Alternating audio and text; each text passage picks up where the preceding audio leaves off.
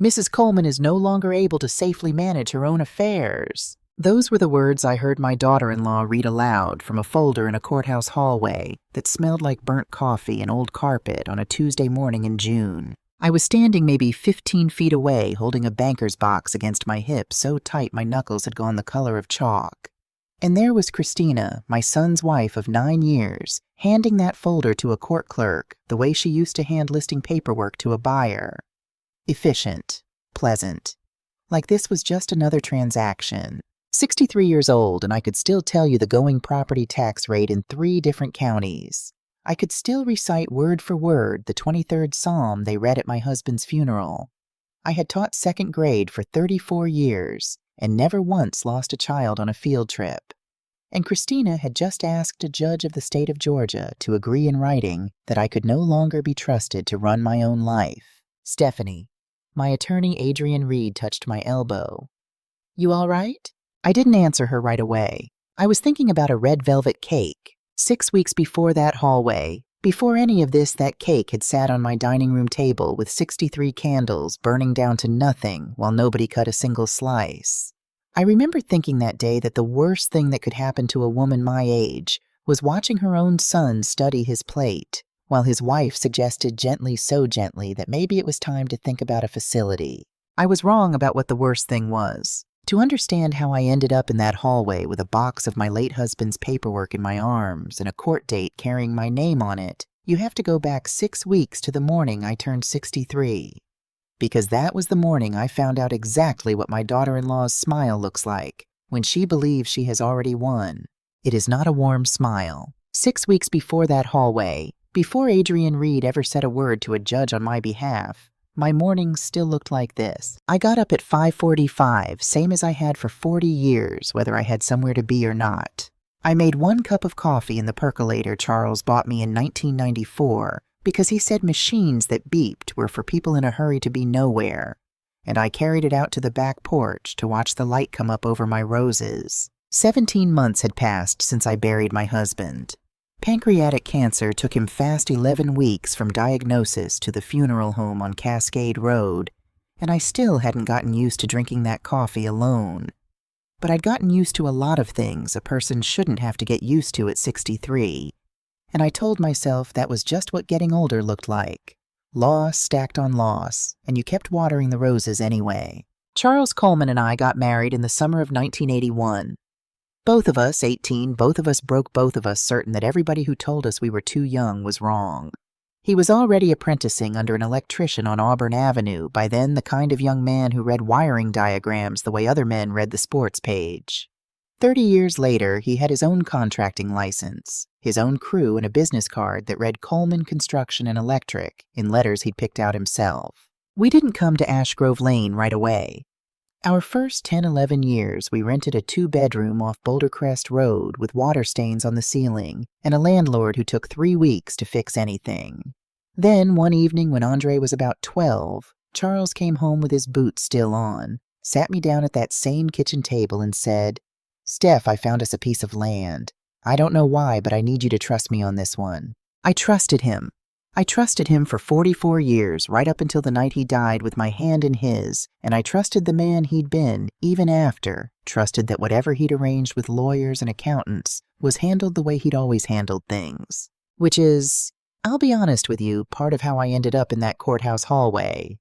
But I'm getting ahead of myself. I kept busy is what I told anybody who asked. Tuesday mornings, I ran the children's reading circle at the Cascade Road Library, the same branch where I'd taken Andre every Saturday of his childhood. Wednesdays, my sister Odessa came by to fuss over the garden with me. Thursdays were for Amara. Sunday morning, second pew from the front at Mount Olive Baptist, same seat I'd held since before the choir wore robes.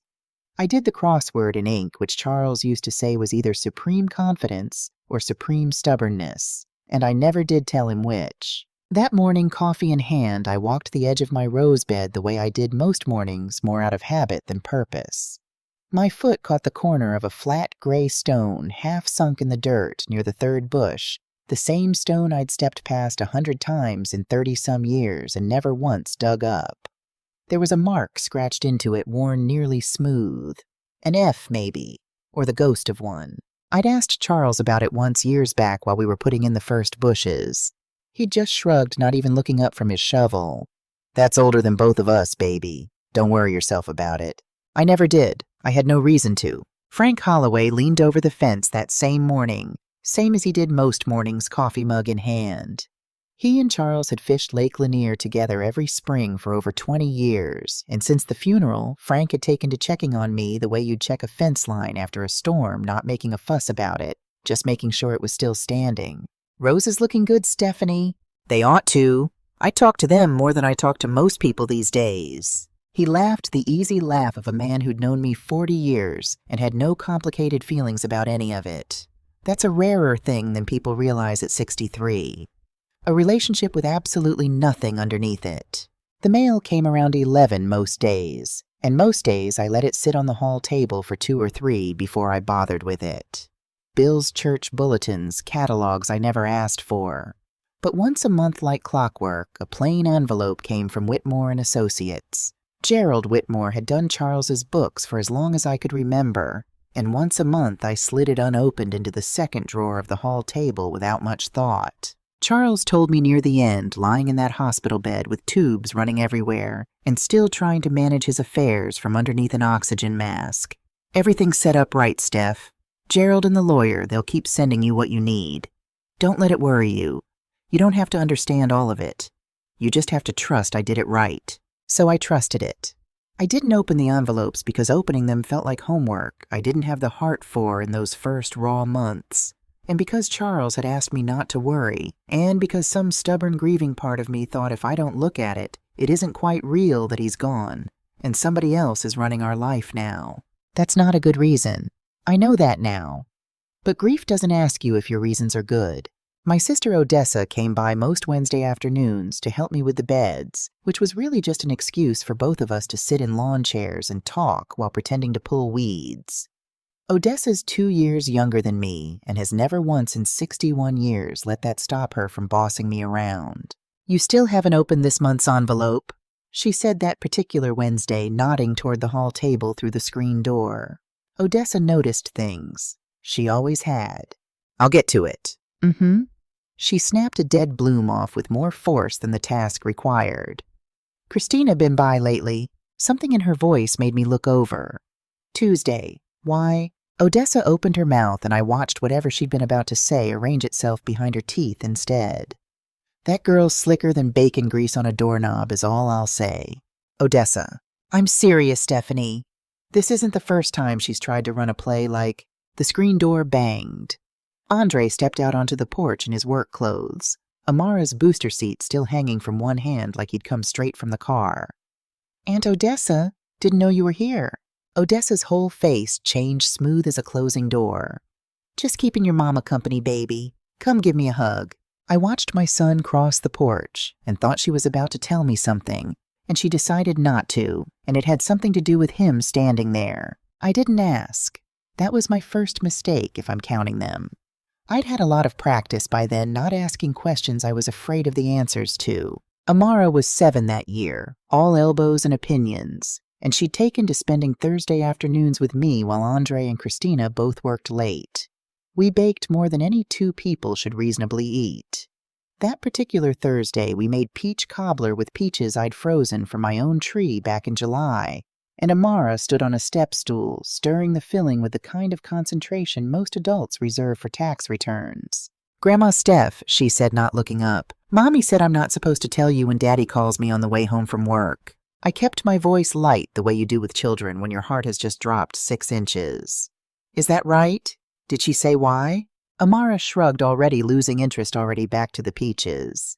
"She said it's grown-up stuff. I'd tried to call Andre myself twice that same week, about nothing important, asking if he wanted to come look at a leak in the garage roof before it got worse.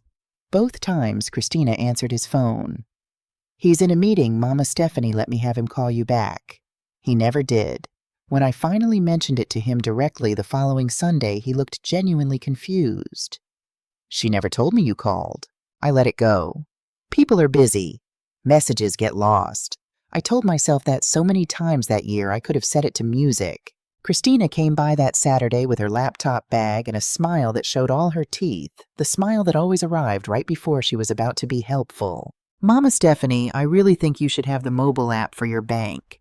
It's so much easier than driving all the way to the branch every time." She already had my phone in her hand before I'd fully agreed to anything thumbs moving fast over the screen. "See, now you can check your balance right here, anytime." "I've been driving to that branch for 20 years, Christina. I know the tellers by name." I know, but wouldn't it be nice not to have to—" She set the phone down satisfied, then added almost as an afterthought, "Oh, and I mentioned to Bradley, this guy I know over at the branch, that you might need a little extra help keeping an eye on things. He said he'd be happy to." I didn't think much of it. I remember that clearly because it's the kind of thing you only understand in hindsight, the difference between somebody offering you help and somebody quietly arranging to be standing in your doorway before you ever know you'll need them there. What I did notice, because it stung more than I let on, was what she said on her way out, murmuring to Andre in the driveway when she thought I'd already gone back inside. "I just worry, you know." She told me the peach cobbler story twice last week. Same day. I had told it once. I remember exactly when because Amara had been the one stirring. I stood behind my own screen door and said nothing because what was there to say that I remembered clearly and she didn't? That's a hard thing to prove when you're the one being talked about.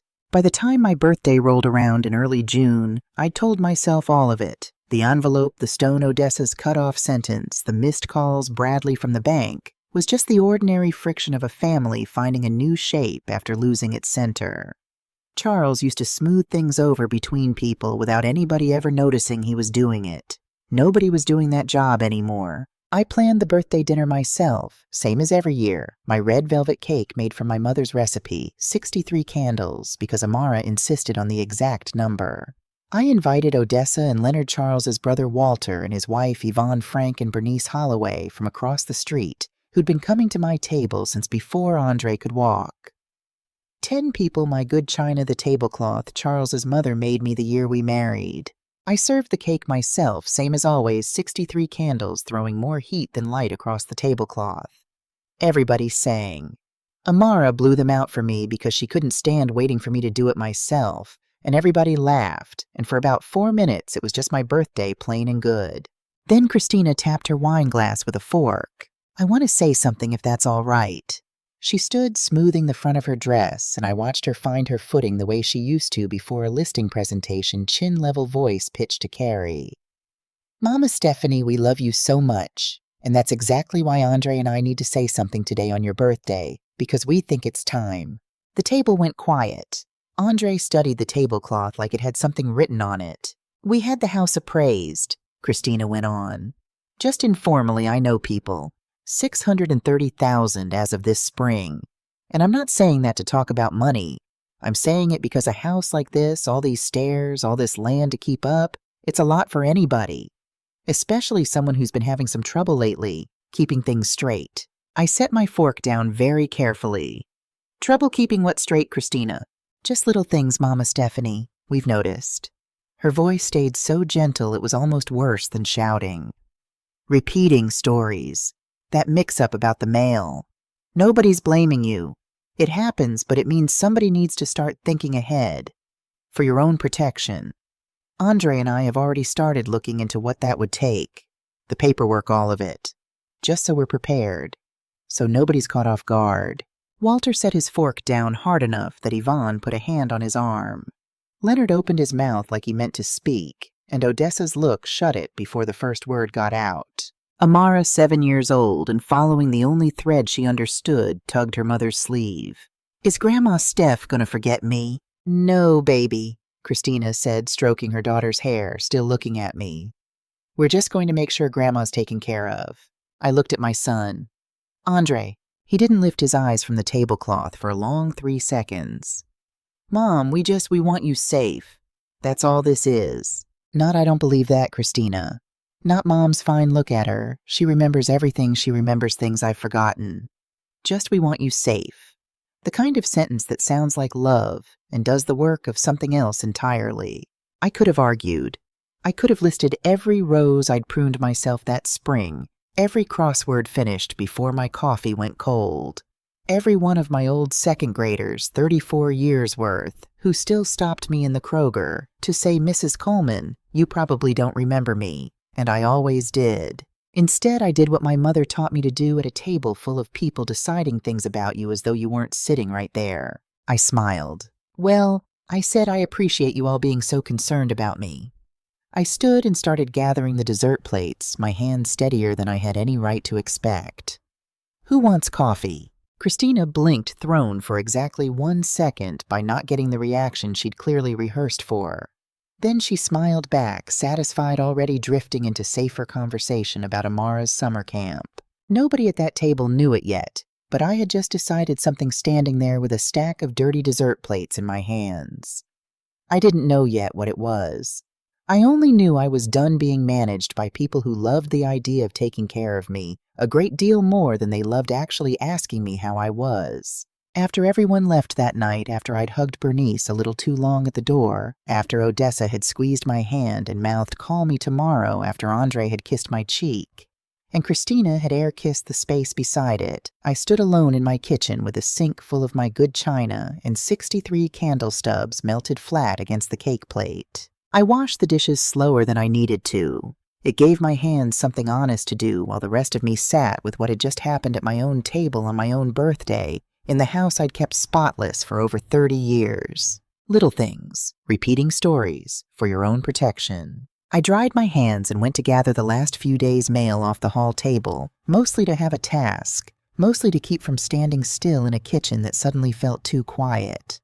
A church bulletin, a seed catalog, a card from a former student, and underneath it all, the envelope from Whitmore and Associates. I almost slid it into the drawer the way I had every month for 17 months, running my hand already moving out of pure habit. But something made me stop. I turned it over once. It was heavier than usual. Not by much, but I'd been sliding these same thin envelopes into that drawer long enough to know the weight of an ordinary month, and this one wasn't ordinary. There was a second sheet of paper folded inside maybe 2, and stamped in the corner in red ink I'd never noticed on any of the others. Time sensitive. Please review. I stood there a long moment in my quiet kitchen, turning that envelope over in my hands, the way you turn over a stone you've stepped past 100 times, wondering for the first time in 17 months what exactly I'd been agreeing not to look at. I didn't open it. Not that night. I was too tired, too raw from watching my son study a tablecloth while his wife measured me for a life I hadn't agreed to. I set it on Charles's old desk instead of the drawer propped against his reading lamp where I'd see it first thing. Then I turned off the kitchen light and went up to bed. I had no idea that night that I was about to find out exactly how much my husband had never stopped protecting me, or how far my daughter-in-law was willing to go to make sure I never found out at all. I let that envelope sit on Charles's desk for 3 days. I told myself I was busy, book club met Tuesday, and I had a hair appointment I couldn't move, and Frank Holloway needed help understanding his new thermostat, which is not actually a 3-day job, but grief makes excellent excuses when you let it. On the 4th morning, I made my coffee, carried it into Charles's study instead of out to the porch, and sat down at his desk for the first time in 17 months without an errand to hide behind. The envelope was exactly what I'd feared, and exactly what I'd been avoiding, a quarterly distribution notice from Whitmore and Associates, the kind Gerald had apparently been sending every 3 months for a year and a half each one, requiring my signature to release something called trust income into an account I didn't remember opening. This one was different only in the amount. $41,600. Not a typo. Not a figure I recognized as belonging to any part of my life. I sat with that number for a long moment, the way you sit with a stranger who's called you by name. Then I remembered the drawer. Charles's desk had a bottom drawer that had been locked as long as I'd known the desk, and I'd never once asked why, the same way I'd never asked about the stone in the garden. Some things in a 44-year marriage you just let be a man's business. I reached up without quite deciding to and closed my hand around the small brass key I'd worn on a chain around my neck since the morning of Charles's funeral. Odessa had found it in his hospital robe pocket when we cleared his things and pressed it into my palm without a word, and I'd put it on and never taken it off the way you keep wearing a ring after the reason for it is gone. I'd never once tried it in a lock. I hadn't let myself wonder what had opened. It turned on the first try. Inside were folders. More folders than I expected from a man who used to complain about paperwork the way other men complained about weather. Bank statements, property deeds, something labeled stock certificates in Charles's blocky handwriting, and resting on top of all of it a single envelope with my full name written across the front in ink that had faded just slightly the way ink does when it's had time to sit. Stephanie Rose Coleman. My hands weren't steady anymore. My dearest Stephanie, if Gerald finally talked you into opening this drawer, then I'm gone, and I am sorrier about that than I ever knew how to say to your face. You always said I was better with wires than with words. I'm going to try anyway, because this is the one job I can't hand off to somebody else. First, I love you. 40-some years, and I loved you every single one of them, including the ones where we were both too tired and too broke to say so out loud. You were 18 years old, and you looked at a boy with an 8th grade education and a toolbox, and you said yes anyway. I never once stopped being grateful for that. Second, I need you to sit down if you're not already, because I did something I should have told you about a long time ago and I didn't, and I need you to hear my reasons before you decide how angry to be. I never wanted you carrying numbers around in your head the way I carried them. You had 30-some years of other people's babies to worry about, and a garden and your mother's recipes, and I wanted at least one of us to get to rest at the end of the day. So I handled the money. All of it. And over the years, it turned into more than either one of us ever pictured when we were splitting a plate lunch 3 ways because that's all we could afford. You'll find it all in this box. Every property, every account, every dollar. It's yours. All of it was always yours. I only ever held the pen. There's something else you need to know, and I want to say it plain because you deserve plain. 5 years ago, when I was in the hospital the first time before we knew how bad it would get, Christina came to see me alone one afternoon with some papers for me to sign. She called it a power of attorney, said it was just so somebody could help manage things in case. I didn't sign it. I called Adrian Reed from that hospital bed instead, and Adrian and I spent the rest of that year making sure nothing like it could happen again to you or to what we built. I never told you, Stephanie, because I didn't want you looking at our son's wife across a Sunday dinner table with that knowledge sitting in your chest every single day. I wanted you to have peace as long as I could give it to you. I'm sorry that peace has an expiration date I couldn't control.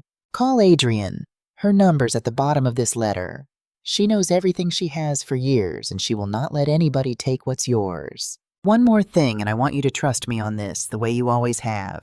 Ask Adrian about the original survey on the Ash Grove land, the deed, and what's behind it. I found something out about that ground years back that belongs to you more than it ever belonged to me. I didn't tell you because I wanted to finish what I started first. I ran out of time to finish it the way I meant to. Adrian has what's left to do. Andre loves easy and forgives easier, which has always been his best quality and his worst. Don't give up on him before he finds his own way back to you. Take care of yourself. You are the strongest person I have ever known, and you have spent our whole marriage not knowing it. Forever yours, Charles. I read that letter 4 times before I could set it down. Not because I didn't understand it. Charles never did use 10 words when 3 would do. God rest him. But because I kept snagging on the same 6 words over and over, you have spent our whole marriage not knowing it. 44 years of marriage, and my husband had spent the last of them building me an entire fortress. I never knew I was standing inside, because somewhere along the way, he'd decided I needed protecting from the world, in a way I'd never once asked him to protect me. I didn't know yet whether that made me the luckiest woman in Georgia, or the most quietly managed one. Some days in the months that followed, I decided it was both at once, and made my peace with that answer. I spent the rest of that morning at Charles's desk, and most of the afternoon going through every folder in that box the way I used to grade spelling tests, slow, thorough making a list. Property deeds. 19 of them all told scattered across 3 counties, all in my name alone, purchased 1 or 2 at a time over better than 20 years, while I thought my husband was simply very good at his trade and reasonably careful with a dollar. A duplex on Deloe Drive. A row of 4 small rentals out near Lithonia that Charles had apparently bought and renovated himself 1 at a time over a decade. A whole folder labeled Coleman Property Holdings with a business card paperclipped to the front, Denise Okafor Property Manager. A woman I had never once met who had apparently been running 19 properties on my behalf for years, sending quarterly reports to an accountant instead of to me. Bank statements. An account at Peachtree Savings I'd never once visited holding just over $2 million. An investment account with a firm I'd never heard of current value north of $6 million. A rental income statement showing a monthly deposit of $38,000, arriving like clockwork into an account with my name on it every single month for years while I clipped coupons out of habit and told myself I was being careful with my pension. By the time I added the last line sitting at my dead husband's desk in a patch of afternoon light, the number in front of me read $14,300,000, give or take what the market had done that week. $14 million. Christina had informally appraised my house at $630,000 and decided that made me a woman who needed managing. I put my head down on Charles's desk and I laughed until I cried. And then I cried until I laughed again, and I'm not entirely sure to this day which one came first. I called Odessa before I called anyone else, because that is simply the order operations have always run in for the two of us, and she was in my kitchen inside of 20 minutes, still in her gardening clothes, out of breath. $14 million, she said for maybe the 5th time, staring at the folder spread across my table like it might rearrange itself into something she could believe. Stephanie, $14 million. I know. And that woman told the whole family you needed government cheese. She didn't say government cheese exactly. She said it with her face, which is worse. Odessa picked up one of the property deeds, squinted at it, set it back down like it might be contagious. 19 houses. Charles bought 19 houses and didn't tell either one of us. He told his lawyer. Apparently that was the plan all along, protect it quietly. Let me find out when I needed to know and not a day before. Odessa went quiet for a moment, which for my sister is its own kind of event. That's not just about money, Stephanie, she finally said. A man doesn't build a wall that careful around something unless he's protecting it from somebody specific. I thought about an unsigned document sitting in a lawyer's file, a witness signature already filled in 5 years before any of the rest of this happened. He was, I said, I just found out who. Odessa's face did something I hadn't seen it do since our father's funeral went very still, very serious.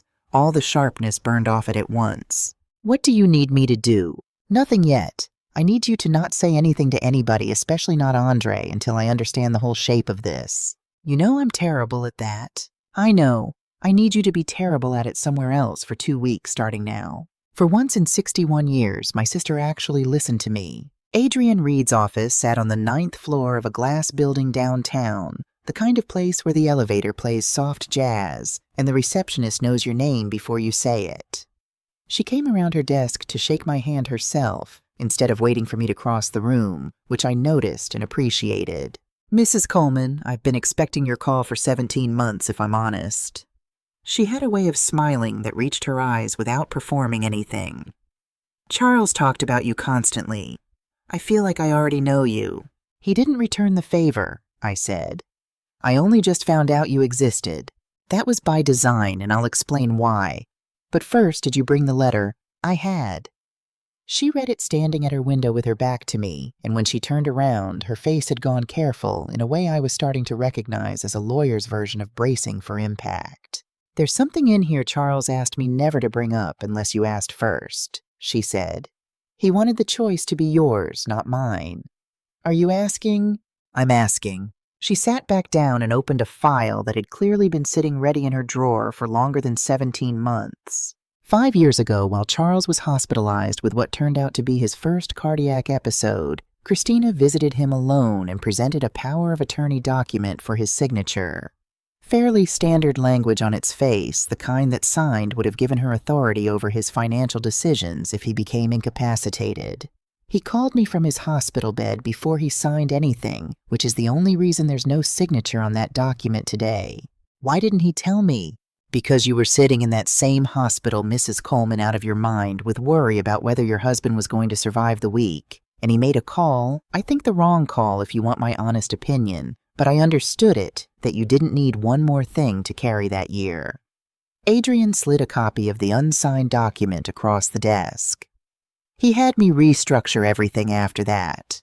Every property, every account moved fully into your name alone with protections that would make it extremely difficult for anyone, including your son, including Christina, to gain control of any of it without your direct documented consent. I looked down at a 5-year-old document with Christina's signature already filled in on the witness line, and Charles's signature line sitting empty, exactly the way he'd left it. "She's done this before," I said, and it wasn't a question. "She's tried before," Adrian said.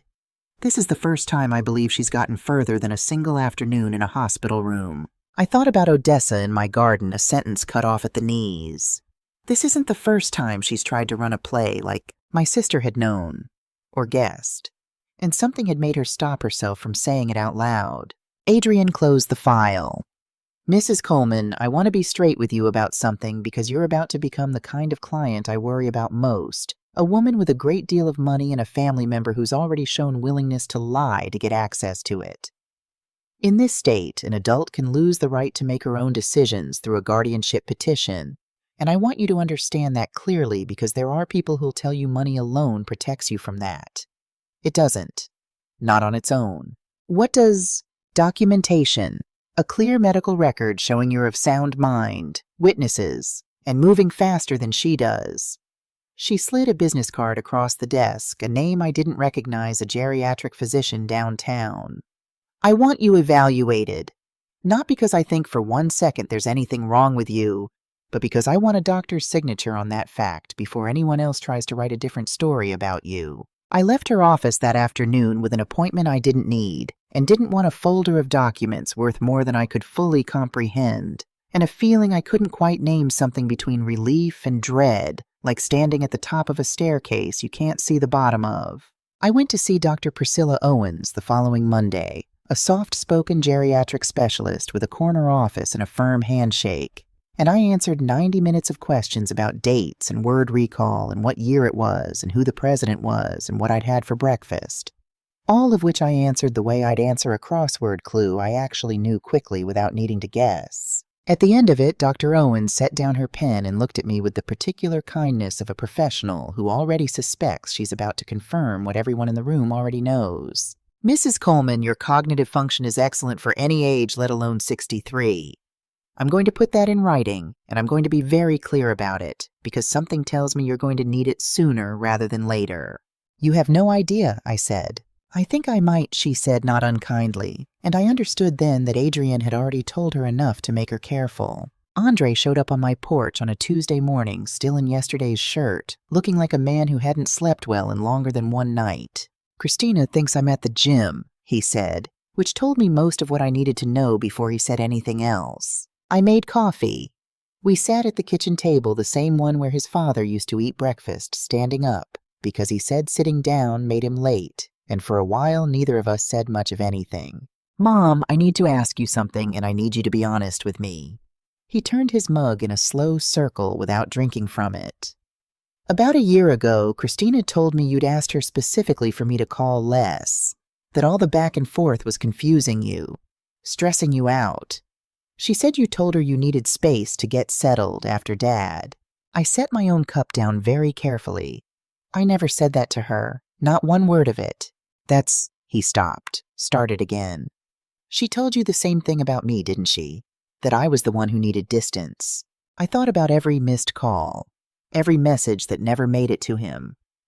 Every Thursday I told myself he's just busy, people get busy. "She told me you were in meetings," I said quietly. "Every time, for over a year." Andre put his head in his hands, and for a moment he looked less like a 44-year-old man and more like the boy who used to climb into my lap after a bad dream, certain I could fix anything if he just told me about it. "She's been telling each of us the other one wanted space," he said mostly to the table. "For a year, maybe longer." "Why would she do that, Andre?" He didn't answer right away, and when he did, his voice had gone very small. "Because as long as we weren't talking to each other, we were only ever talking to her. About each other." I reached across the table and took my son's hand the way I used to when he was small enough to need it, obviously instead of quietly the way he needed it now. "I'm not going to pretend I'm not angry with you," I told him. "You believed things about your own mother that you never once checked with your own mother. That's on you, and you're a grown man, and I need you to sit with that instead of me smoothing it over for you the way I used to. I know, but I don't think you're the one who built this. I think you're the one who got built around." He didn't say anything to that.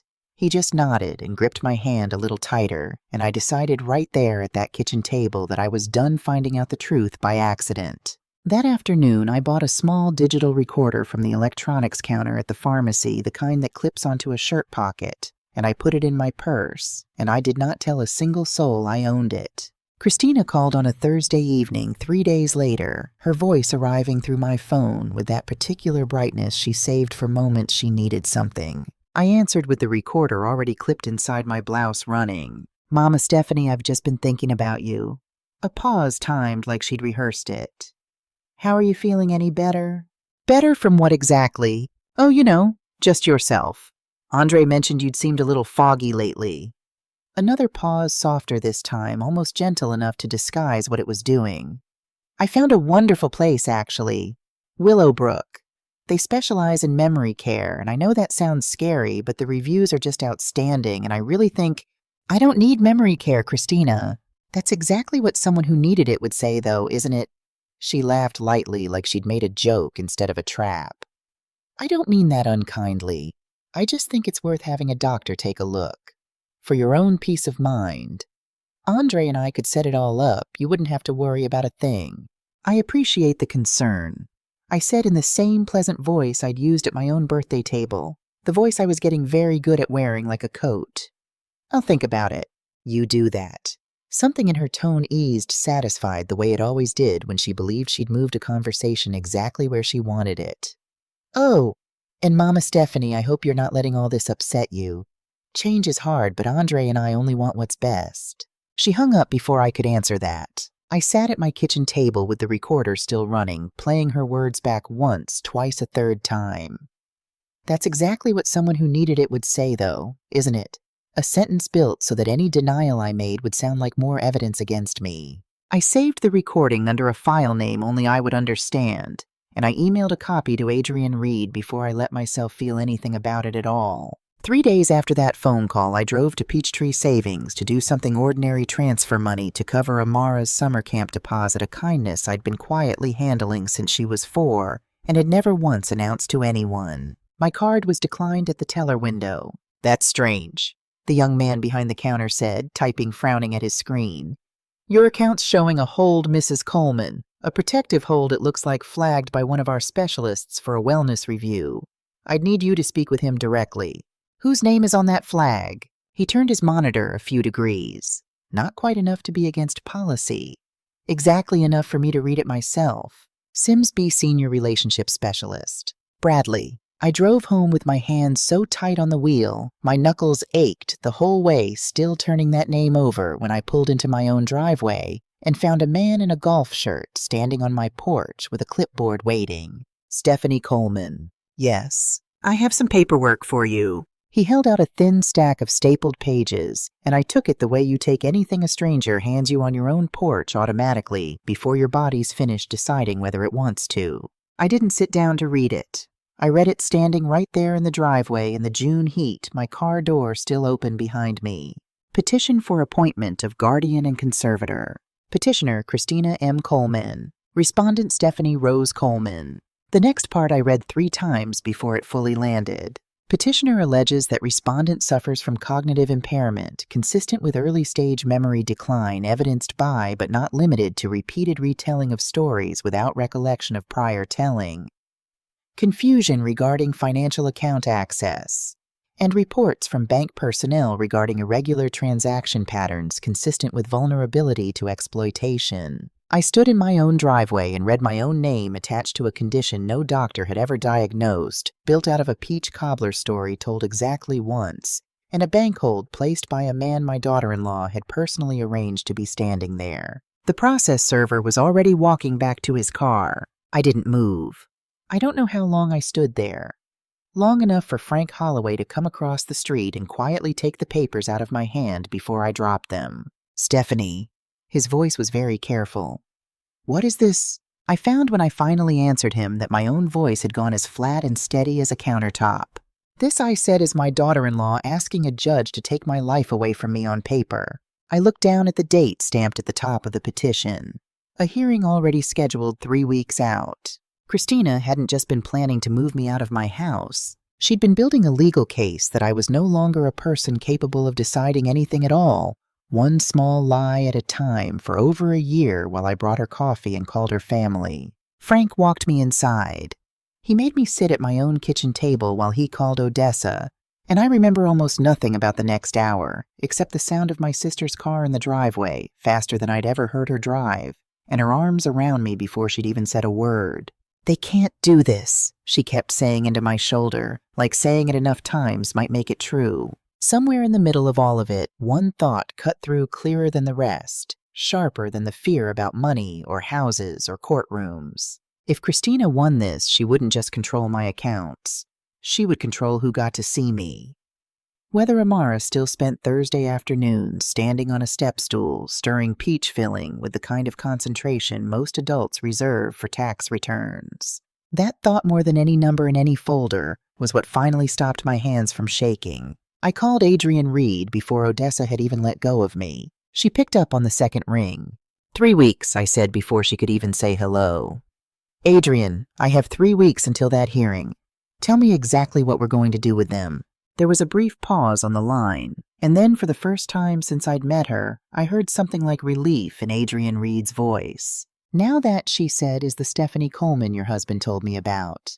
3 weeks is not a long time to build a case that your own mind belongs to you, but Adrienne Reed built one anyway." She subpoenaed my full banking history and Bradley Sims' internal notes justifying the hold.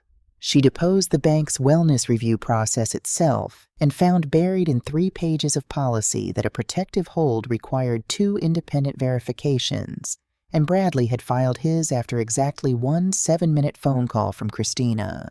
She pulled county tax records court filings and a full chain of title on my own house that I hadn't thought to ask for because I still didn't know that week that it would matter. I gave a deposition of my own. I answered questions for 4 hours about dates and finances and my own state of mind, and I did it the way I used to grade essays, thorough, unhurried, correcting the record wherever it was wrong. Amara called me twice that week using Andre's phone when Christina wasn't home, whispering like she was breaking a rule she didn't fully understand yet. "Grandma Steph, are you in trouble?" "No, baby. Somebody's confused about some grown-up paperwork, that's all. It'll get sorted." "Okay. I made you a get well card even though you're not sick. Daddy's going to bring it Tuesday." I still have that card.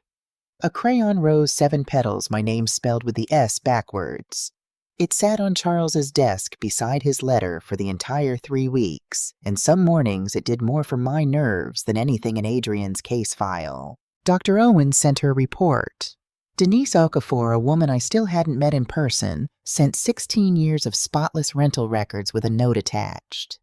"Whatever this is about, Mrs. Coleman, I've never once seen you miss a payment on anything, because you've never once been late." By the morning of the hearing, Adrienne's office had assembled a case I privately thought could have gotten a guilty man out of prison.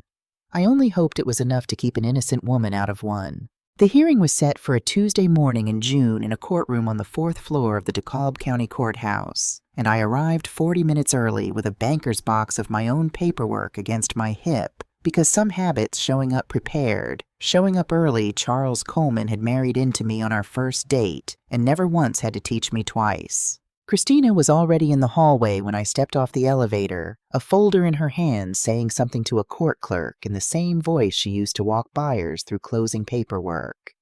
Efficient, pleasant, certain. "Mrs. Coleman is no longer able to safely manage her own affairs," I heard her say, handing the folder across the counter like this was simply the next box to check. I stood there 15 feet away, my knuckles gone the color of chalk around that box, and for one long second I let myself feel exactly how much that sentence cost me before I decided I would not let her see it land. "Stephanie," Adrienne touched my elbow. "You all right?" "I am now," I said. And I meant it in a way I hadn't when she'd asked me something close to that same question 3 weeks earlier in a different kitchen on a much worse morning.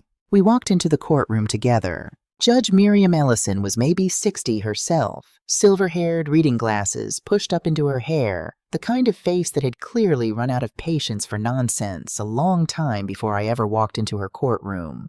Christina's attorney, a thin man in an expensive suit, spoke first. He described a devoted daughter-in-law noticing troubling signs: repetition, confusion, financial vulnerability, and moving out of love and caution to protect a beloved family matriarch. He used the word vulnerable 4 times in 6 minutes.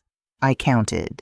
He gestured at one point to a single exhibit, a bank incident report describing a pattern of confusion around financial transactions. He did not mention that the pattern in question consisted of 1 phone call and 1 peach cobbler. I sat with my hands folded in my lap the way I used to sit through faculty meetings I disagreed with, and let him finish. 34 years of parent-teacher conferences had taught me that the person doing the most talking in a room is rarely the person who understands the child, or in this case, the woman best. I let him talk. I had Adrian.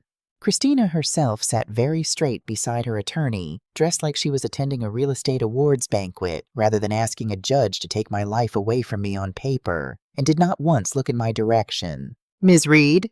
Judge Ellison turned to Adrian without much ceremony. "Your response." Adrian stood, and for the first time since I'd met her, I saw something almost like relish cross her face. Adrian didn't raise her voice once. She didn't need to. She started with Dr. Priscilla Owens's evaluation, 90 minutes of standardized cognitive testing scored in the top percentile for any age dated 3 days before Christina filed her petition. "Your Honor, my client sought this evaluation independently before she had any reason to believe she'd need it in a courtroom, because she wanted a clear record of her own mind." I'd ask the court to note the date carefully against the petition's filing date. Judge Ellison noted it. I watched her write something down and underline it. Next came the recording. Adrian played 11 seconds of it into the silent courtroom, Christina's own voice filling the room. That's exactly what someone who needed it would say, though, isn't it? "That Your Honor is not a daughter-in-law expressing concern," Adrian said. "That is a sentence engineered so that any denial becomes further evidence." I'd ask the court to review the full 17 minutes of that call at its convenience. There are several more like it. Then the power of attorney 5 years old, Christina's signature, already filled in on a witness line beside a blank space where Charles Coleman had refused from a hospital bed to sign. Then Bradley Sims. Adrian read the bank's own internal policy into the record, 2 independent verifications required before any protective hold, and set beside it the timestamp showing Mr. Sims had filed his after that single 7-minute call with the petitioner. Mr. Sims is a personal contact of the petitioner's introduced through her professional network, Your Honor. His hold on my client's account did not follow his employer's own written procedure. We filed a parallel complaint with the bank's compliance office and with the State Banking Commission. Christina's attorney tried to object twice during that section and was overruled both times, his voice climbing half an octave higher on the second attempt than the first. By the time Adrian sat back down, the courtroom had gone very quiet, the particular quiet of a room where everyone had just finished doing arithmetic in their head and arrived at the same uncomfortable number. Judge Ellison looked like she was ready to rule right then. And then Andre stood up. He wasn't on anyone's witness list. He stood at his seat in the gallery, Christina's attorney half rising to object, and Judge Ellison held up one hand before he could get a word out. "Mr. Coleman, this is unusual, but I'll allow it briefly." "Go ahead." Andre's voice shook for the first sentence and steadied after that. "Your Honor, I'm her son, and I need the record to show that I believed things about my own mother for over a year that I never once checked with her directly because my wife told me she wanted distance the same week she was telling my mother that I did." He didn't look at Christina once. "I'm not proud of that. I should have called my mother myself any one of those weeks instead of trusting somebody else's version of her. She's the sharpest person I've ever known in my life, and I let somebody talk me out of remembering that for over a year." He sat back down. Beside me, I felt Odessa's hand find mine and hold on. I hadn't cried once through any of it. Not the letter, not the petition, not 11 seconds of Christina's voice played back in a courtroom. I cried at that. Not loud, not dramatic, just quiet tears. I didn't bother wiping away in a courtroom full of strangers because for the first time in 6 weeks, I didn't feel like I needed to perform composure for anybody in the room. Judge Ellison took 20 minutes. When she came back, she didn't waste any of them. "The petition for guardianship and conservatorship is denied," she said. "I find no credible evidence of cognitive impairment and considerable evidence of a pattern of deliberate misrepresentation on the part of the petitioner extending back at least 5 years.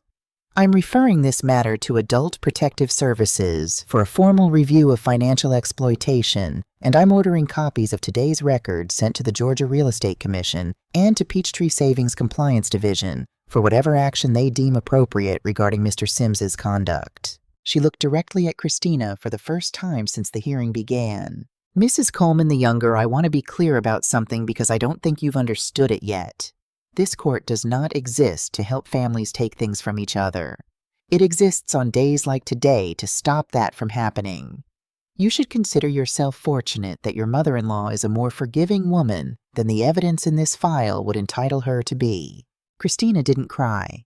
She sat very straight the way she always did, and I watched something in her face settle into place. Not remorse, not yet, but perhaps the first honest math she'd done in over a year. Judge Ellison brought her gavel down once, and just like that, 6 weeks of my life were over. I found Christina alone in the hallway afterward, her attorney already gone.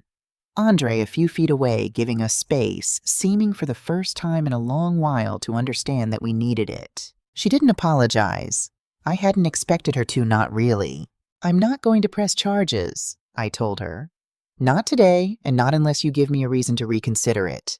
Amara loves you, and she's going to need her mother more than she's going to need my satisfaction." Something moved behind her eyes, not quite gratitude, not quite shame, something more complicated than either.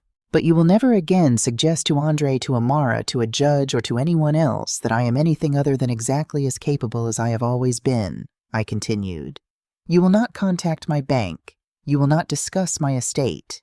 And if I ever hear you've told my granddaughter one more story about why she can't call me, we will have a very different conversation, and it will not be nearly this generous." "Understood," she said very quietly, and for once in 9 years, I believed she meant something she said to me.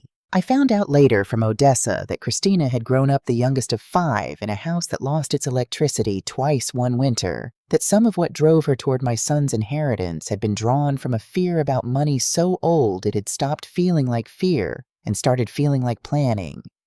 It didn't excuse a single thing she'd done, but it made her a person instead of just a villain, and I found to my own surprise that I preferred it that way.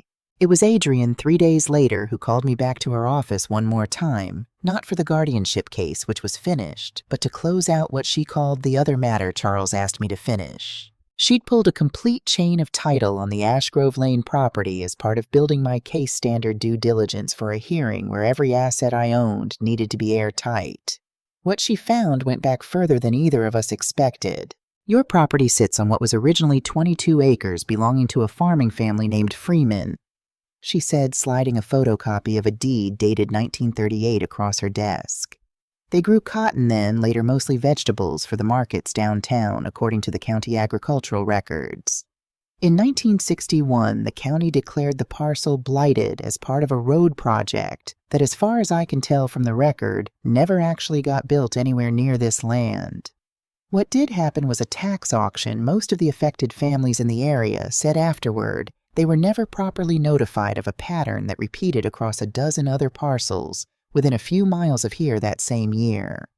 The Freeman family lost their land for a fraction of its value to a buyer who sat on it for years before selling it off in smaller pieces.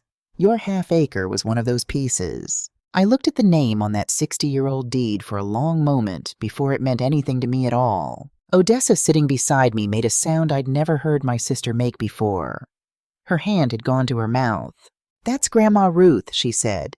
"Stephanie, Ruth Freeman. That was her family's land before she married into ours.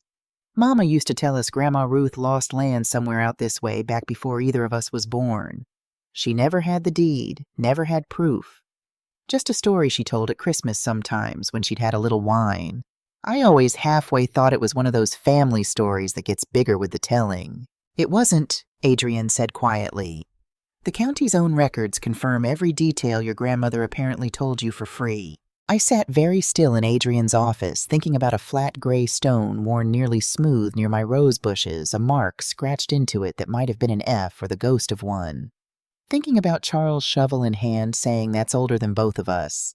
Baby, don't worry yourself about it, not because it didn't matter, but because he hadn't finished the work of making it right yet. He found this years ago, didn't he? I said. It wasn't really a question. Your husband hired a title researcher about 6 years ago, Adrian said gently.